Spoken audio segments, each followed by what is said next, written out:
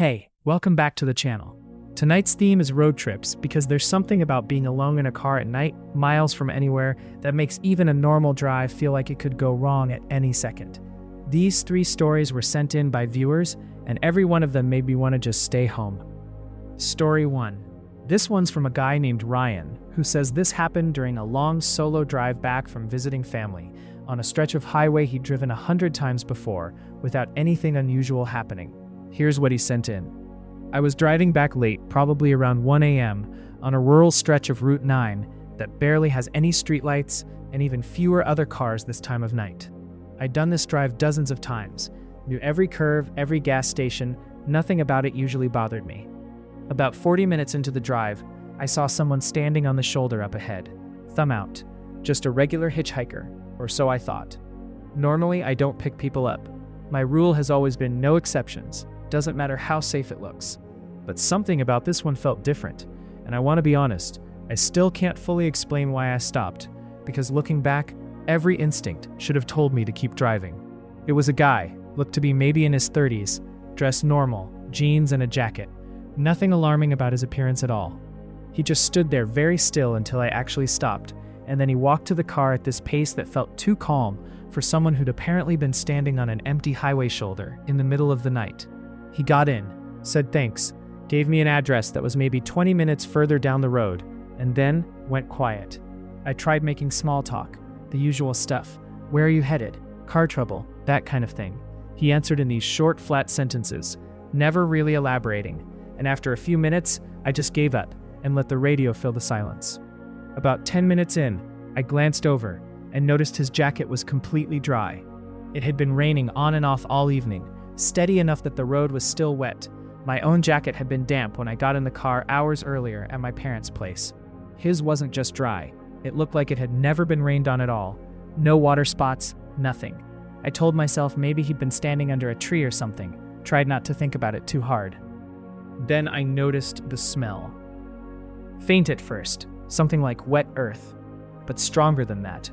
Almost mineral, the kind of smell you get near a place that's been recently dug up. It got stronger the longer he sat there, and I started gripping the steering wheel a little tighter, trying to act normal. We were maybe 5 minutes from the address he'd given when he spoke again, first time in almost 15 minutes. And he said, real quiet, "You can let me out here, actually. This is fine." We were in the middle of nowhere, no houses, no lights, nothing around for miles. I asked if he was sure, and he just nodded and said, "This is close enough," in this tone that made it very clear he wasn't asking. I pulled over. He got out, said thanks again, same flat tone as before, and started walking off the road into the tree line, not toward any visible path, just straight into the dark woods on the side of the highway. I sat there for a second, confused, and then did something I probably shouldn't have. I watched him in my rearview mirror as I pulled away slowly. He didn't keep walking into the woods like I expected. He stopped right at the edge of the trees and turned to face my car, standing completely still, watching me drive away. I kept my eyes forward after that and didn't look back again. I got home about 20 minutes later, shaking more than I wanted to admit, and immediately Googled that stretch of Route 9 out of pure unsettled curiosity. Found an old article, maybe 15 years old, about a body that had been discovered in those exact woods, someone who'd gone missing after apparently being dropped off on that same stretch of highway late at night. Never identified. Case still technically open. I don't pick up hitchhikers anymore, obviously, but what really gets me is the smell.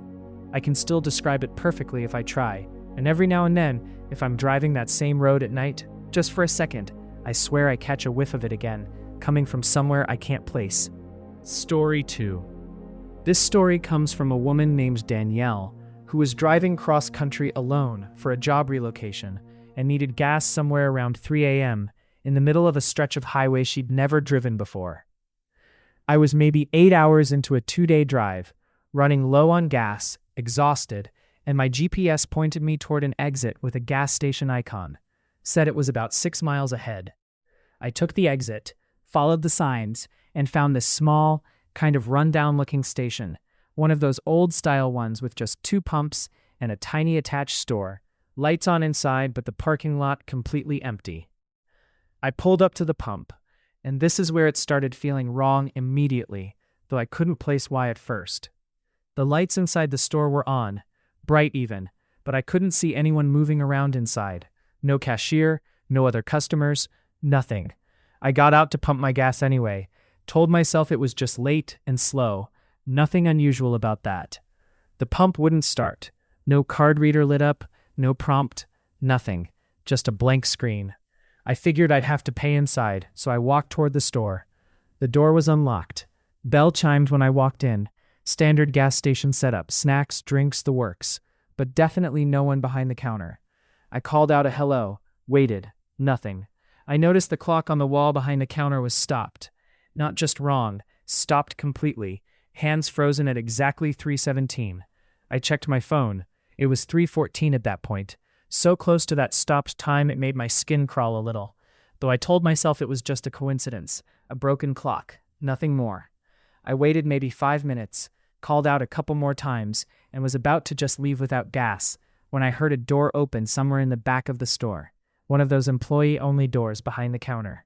A man came out, older, moved slow, gave me this long look before saying anything at all, like he was trying to place my face, even though we'd obviously never met.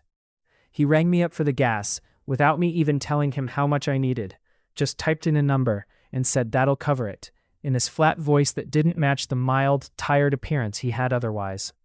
I paid. He didn't say thank you or goodbye, just went quiet again, and stood there watching me until I left the store. Back at the pump, the screen lit up immediately this time. Gas flowed normally, no issues. As I was finishing up, I glanced toward the store window out of habit, and the man was standing right at the glass, close enough that his breath would have fogged it if it were cold enough outside, just watching me, completely still. I got back in my car, pulled out fast, way faster than I probably needed to, and drove straight back to the highway.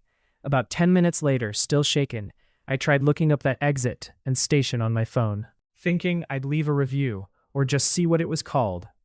My GPS history didn't show it at all. No gas station listed at that exit number on any map I checked, then or since. I even tried the exit number again, a different time months later on a return trip. Same road, and there was nothing there, just an off-ramp leading to an empty field. I still don't understand where I actually stopped that night, or who that man was, or why the clock said 3:17, right before someone who'd apparently been waiting appeared exactly on time. I keep my tank fuller than I probably need to now, just so I never have to find out what happens if I run low on that stretch of road again. Story 3. The story is from a guy named Tyler who says this happened on a long night drive home from a work trip, and it's the reason he refuses to drive certain highways after dark anymore. I was maybe 2 hours from home, driving through a stretch of highway that's mostly empty at night, just me and the occasional truck. Around midnight, I noticed a set of headlights come up behind me, keeping a pretty consistent distance. Not tailgating, not passing, just staying back there at roughly the same spot for a long stretch of road. Didn't think much of it at first. People drive at night, that's normal. But after almost 20 minutes, I realized it hadn't changed distance at all, not once. Not even when I sped up or slowed down slightly to test it, which I did a couple times without really admitting to myself why I was doing it. Whoever was behind me matched my speed exactly, every single time, like they were locked onto me rather than just happening to drive the same direction. I took an exit that wasn't my usual one, just to see what would happen, telling myself I was being paranoid, and this would prove it. The headlights followed the exit too. I got back on the highway going the same direction after a minute of driving through a small town, thinking maybe I'd lost whoever it was, and within about 5 minutes the same headlights appeared behind me again. Same distance, same everything. At this point I called my brother, mostly just to have someone on the phone with me, told him what was happening. He said probably just someone going the same way, told me to calm down, which I wanted to believe, except the car never once used its high beams, even on the darkest stretches where every other vehicle that night had switched to them automatically. It just stayed there, low beams, steady distance, never gaining, never falling back. About an hour into this, I pulled into a rest stop, brightly lit, a couple other cars and a trucker parked for the night, figuring whoever was following me would have to either follow me in, obviously, or give up. The headlights slowed as they passed the rest stop entrance, and for just a second, I saw the vehicle itself for the first time all night. An old, dark-colored sedan, no visible plate that I could make out even with the rest stop lighting. Driver just a silhouette. not turning to look at the rest stop at all, just continuing straight past like it hadn't been following anyone this whole time. I sat in that rest stop for almost 45 minutes, parked near the trucker's rig, for some reason feeling safer that way, before working up the nerve to keep driving. No headlights appeared behind me again that night. Not once.